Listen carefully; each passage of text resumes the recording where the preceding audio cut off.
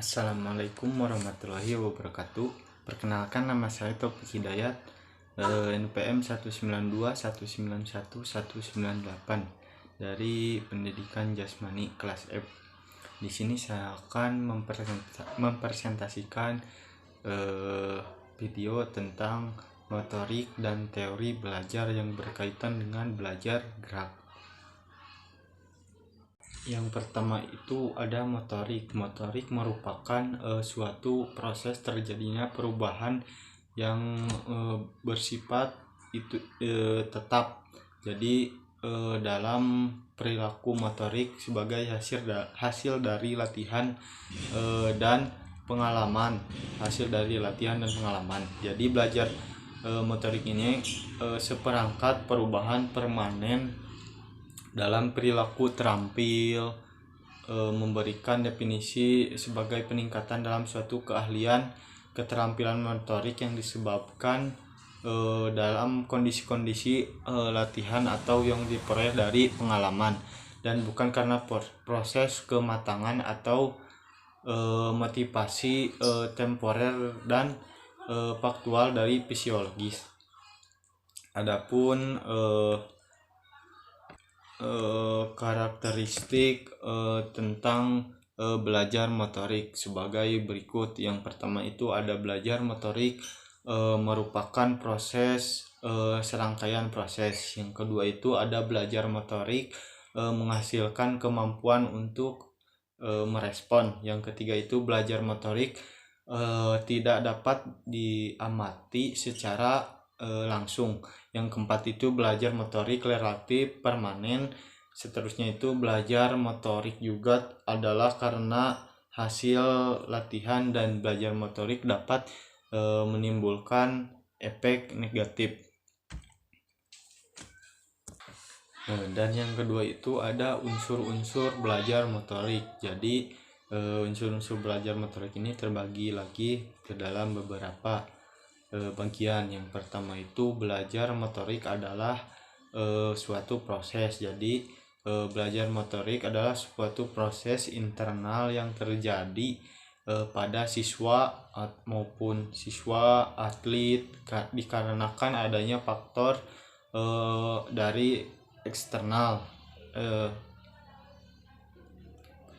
di mana keadaan ini di luar diri siswa atau atlet yang memberi pengaruh pada perkembangan motoriknya.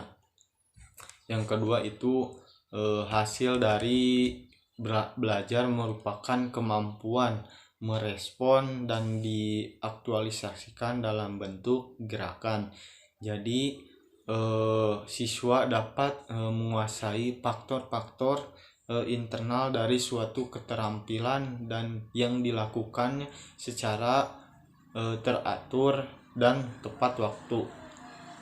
Yang ketiga itu kemampuan atau gerakan yang dihasilkan relatif permanen. Jadi keterampilan ini merupakan yang dikuasai dan dipelajari oleh siswa maupun atlet, dapat melekat pada dirinya dalam waktu yang relatif lama ataupun butuh proses begitu.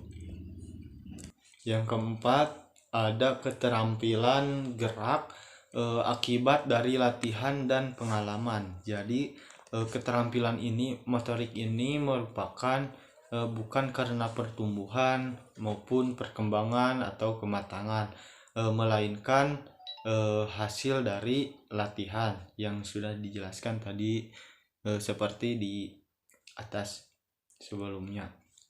Yang kelima itu ada perubahan karena negatif maupun yang positif.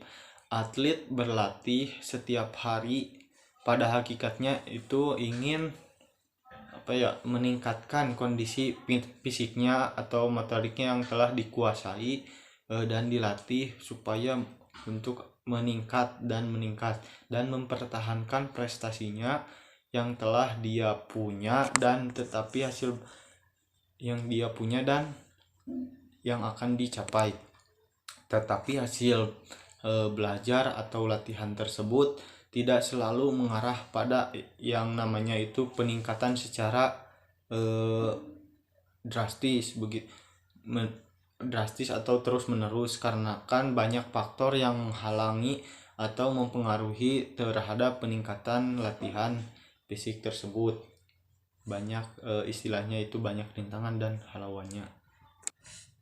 Yang selanjutnya itu ada faktor-faktor yang mempengaruhi terhadap belajar motorik. Yang pertama itu ada bahan yang dipelajari itu.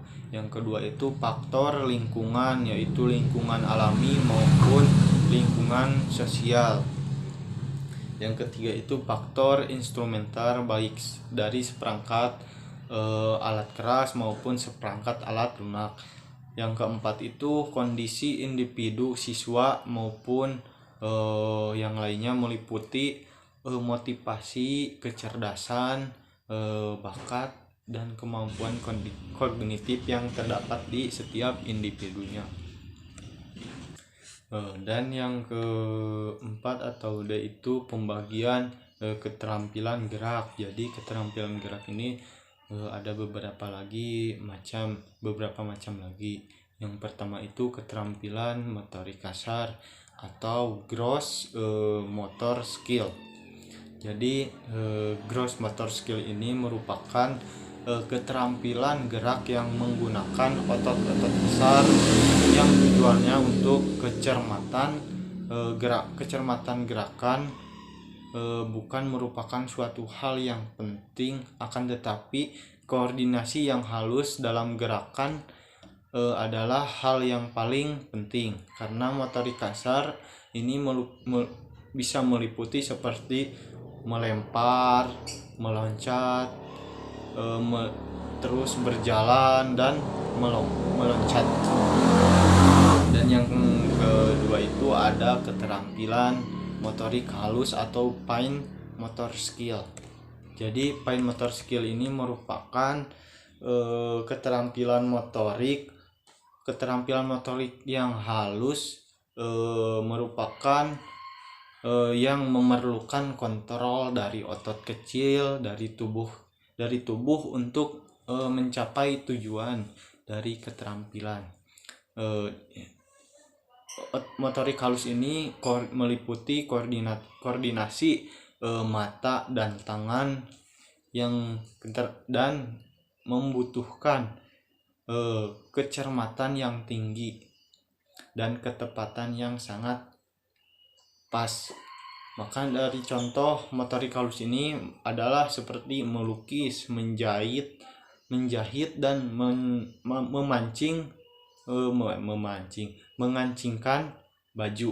Jadi harus bisa koordinasi antara mata dan tangan itu terkoneksi dan kecermatan yang sangat tinggi.